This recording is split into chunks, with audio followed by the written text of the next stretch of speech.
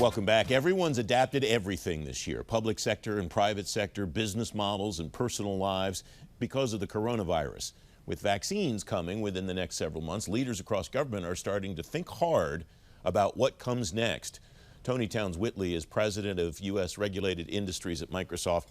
Toni, we talked about resiliency last time you were on the program, and I wanted to have you come back because of this vaccines issue, not because I think that you're an expert in that area, but my fear is that people start to think, all right, February, March, April, we all get vaccines, we push into the spring, early summer, and everything's going to go back to normal, and we don't have to think about this stuff anymore. That's wrong, isn't it?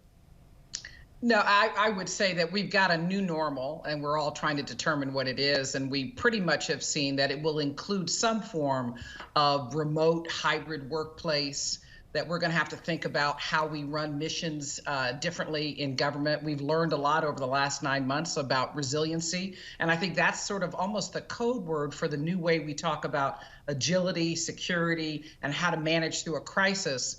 I think resiliency is now going to become the way we look at assessing our capabilities to go forward. What do you think the most important components of that idea of resiliency are for an organization in the public sector? Well, look, I think what we've learned is that the pandemic has taught us that no agency is 100% resilient. But to improve resiliency over time has been a combination of really three things. It's been about agile infrastructure, looking at the infrastructure, the technical infrastructure that has amassed for these agencies over years, and its agility. It's about ongoing digital transformation of various aspects of the agency and its mission. And it's really around top-line security, because each agency is concerned about security in this construct. And so, look, what we see happening is we used to talk about reducing tech debt or technical debt, legacy systems. Now it's really reducing mission debt and taking out of the equation everything that inhibits ongoing agile ability to move forward. Really the frame, Francis, that we've been hearing from each of the government agencies is really what I would call sort of the 3 R's, how they've responded and are responding to the crisis, how they're rebounding to a hybrid workplace after and through the crisis, and then how they're reimagining how they're going to deliver their service or function or product in the new world order. That agile infrastructure, digital transformation, top-line security trio that you just outlined, it seems to me, if we go back and look at the agencies that were able to transition quickly and transition well, they were already doing those things before the second week in March. They didn't just have to flip a switch the second week in March in order to start to do those things. Does that become the core of what resiliency is? Does this maybe reinforce the idea that we must always be preparing for the next thing and not just waiting until it happens?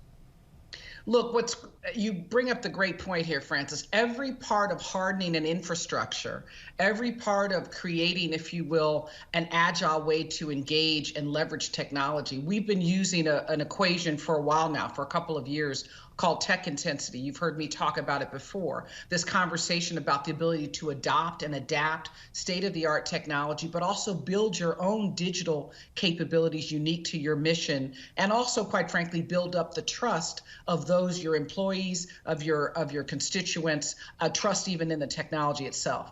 That has been the core, and those organizations that were already poised, as you mentioned, have moved further and faster during this sort of time of crisis. But going forward, one could argue that resiliency is the new normal, that all of those requirements, all of those characteristics should be there as part of business as usual operations, not just in response to a crisis. And I note that you used a term to describe where the government should go and agencies should go regarding moving forward that a lot of other big thinkers are using, and that's transformation versus modernization. In your view, what's the difference between those two terms, Toni? Well, look, you can modernize, automate, make, if you will, existing processes move faster. You can modernize tools and systems. But transformation is a way of thinking. It's the mindset, culture, and fundamental mission thinking of how do you deliver services and capabilities to the citizen, to the American citizen, faster, and better? And do we have the right set of capabilities to deliver that? That's what I think technology has allowed us to think, not just about enabling an existing mission, but how to reimagine what can be done. When I think about the VA, for example, and what they're doing, we've been working with the VA, how they've been using low code, what we call low code app dev, very, very basic app dev, but they're using it so quickly to spin up as they did. They were able to determine which veterans, how far the contagion of COVID had hit the veteran population, and which beds were available in VA hospitals. And to be able to do that with applications you can spin up in minutes, not months, and to be able to leverage that kind of technology is a new way to provide real-time service to veterans dealing with a crisis. That might not have been in the original scope of the organizations that we were serving. It is now part of what they see as their ongoing mission. Toni Townes-Whitley, always great insight. Thanks very much for coming on. Thanks so much.